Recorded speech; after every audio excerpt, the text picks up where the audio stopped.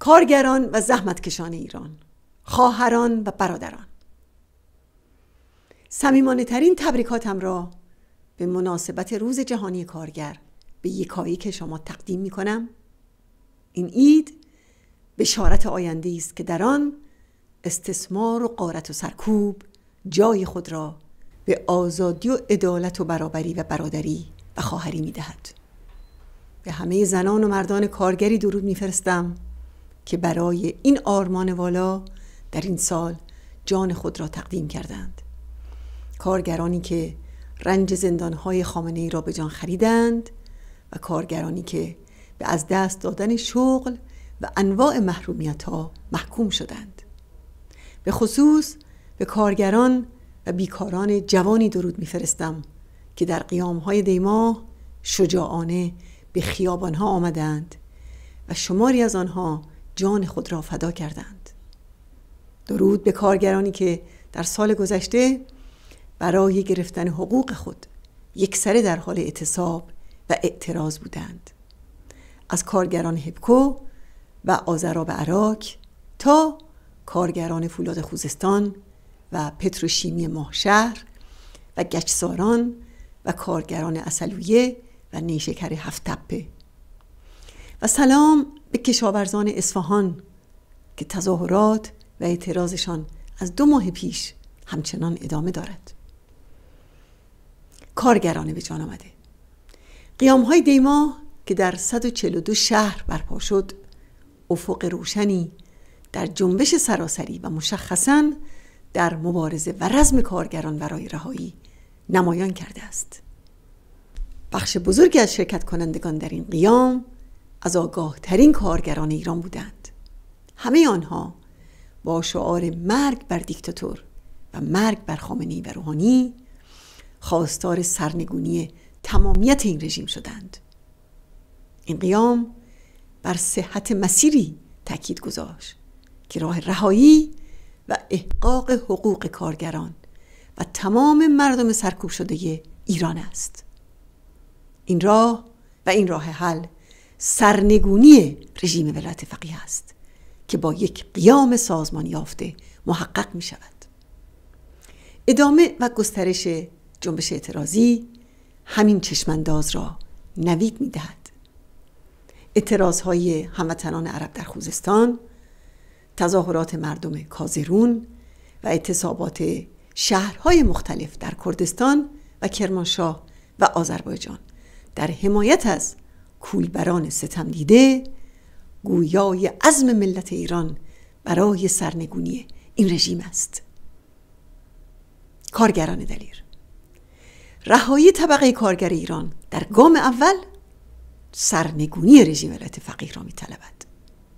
تاریخچه این رژیم از شروع کارش تا کنون روز به روز همین اصل را اثبات می‌کند، چرا که تمام حقوق و آزادی‌های کارگران را در منتهای قساوت از بین برده است.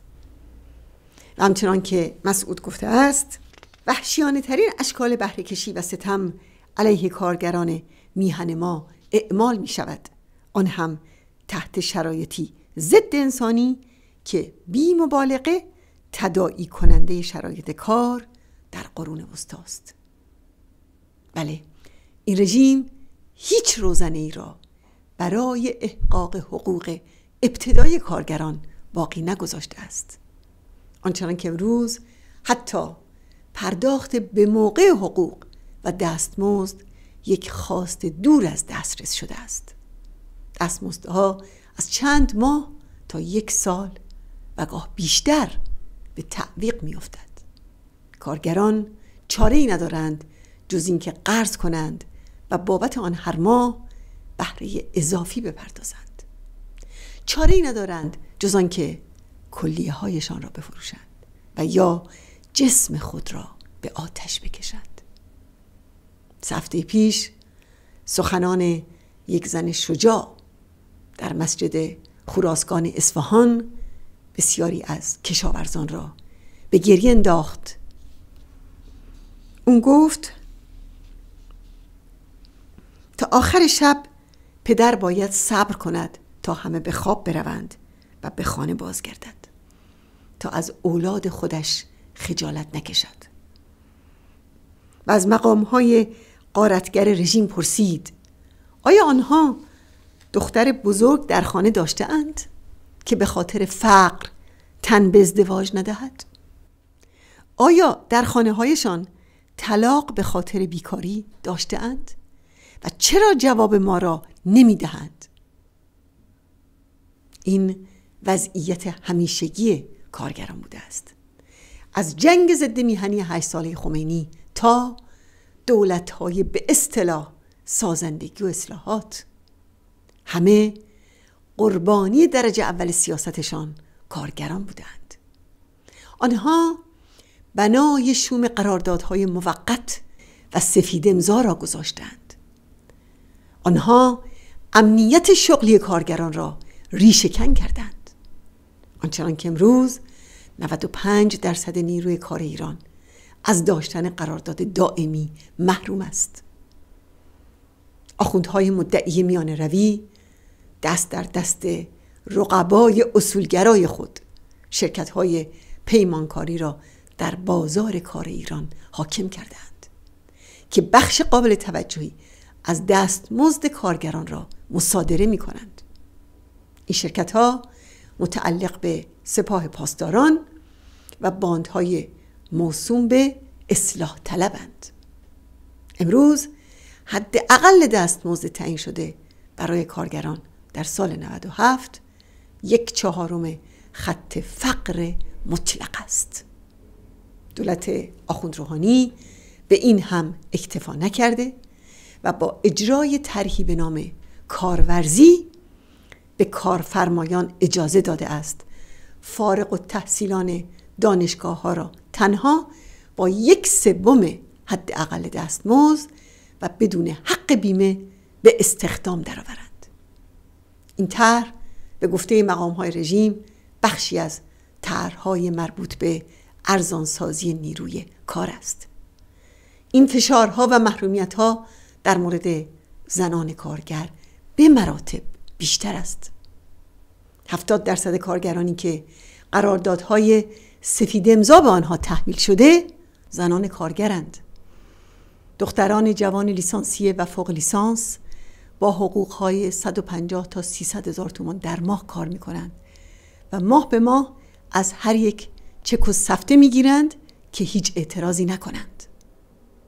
به راستی چرا آخوندها کارگران را در ترس و فقر دائمی نگه داشتند؟ چرا متشکل شدن کارگران را جرم به حساب می آورند؟ و چرا نیروی کار نسبتاً متشکل صنعت نفت را با آن سابقه درخشان در انقلاب ضد سلطنتی متلاشی کردند؟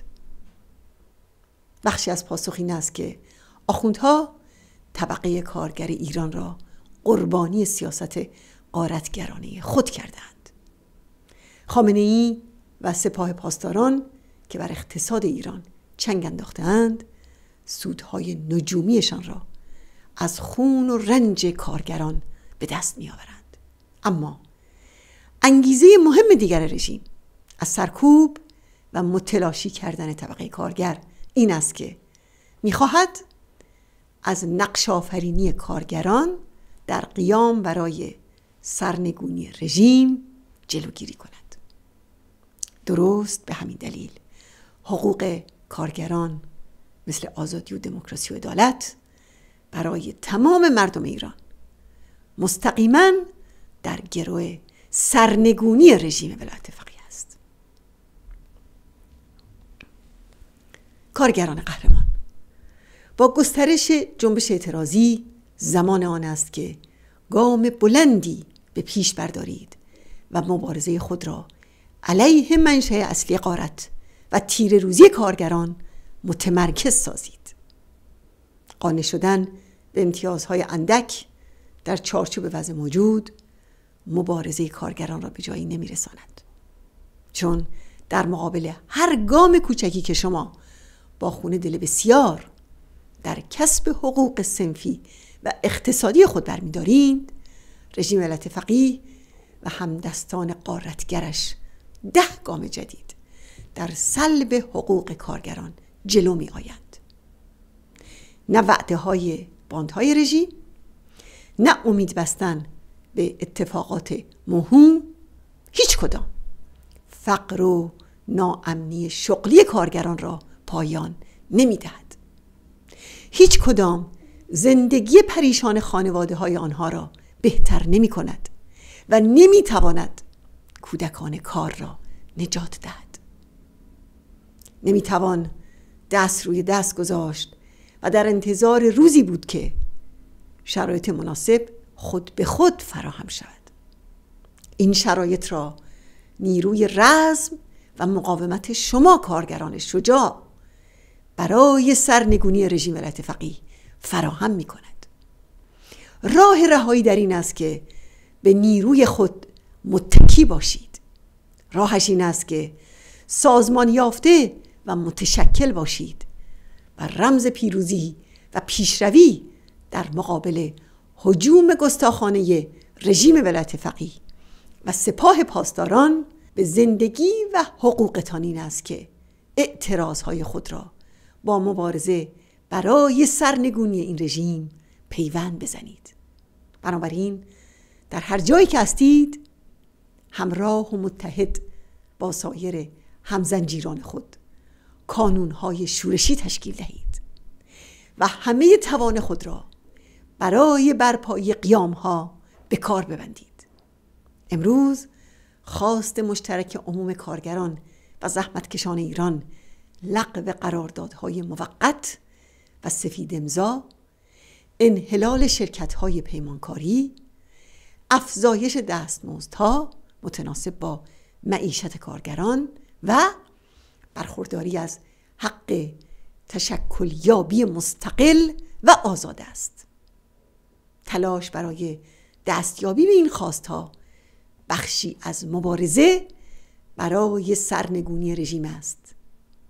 پس کارگران واحدهای تولیدی در سراسر کشور را به اعتراض و اعتصاب برانگیزید. راهپیمایی‌ها و تظاهرات جاری در استان‌های مختلف را با همین هدف گسترش دهید و به کمک هموطنان در هر شهر صندوقی برای کمک به کارگران اعتصابی و تأمین زندگی خانواده کارگران زندانی ایجاد کنید و عموم هموطنان را به تلاش برای آزادی کارگران دستگیر شده و بازگشت به کار کارگران اخراجی برانگیزید.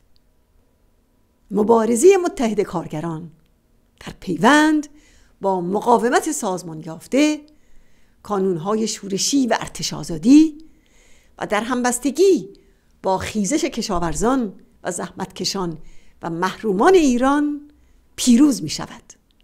سرنگونی رژیم آخوندی این دشمنترین دشمن کارگران ایران در دسترس است و عید خجسته آزادی و برابری فرا می رسد. سلام بر کارگران و زحمتکشان ایران. درود بر همه شما.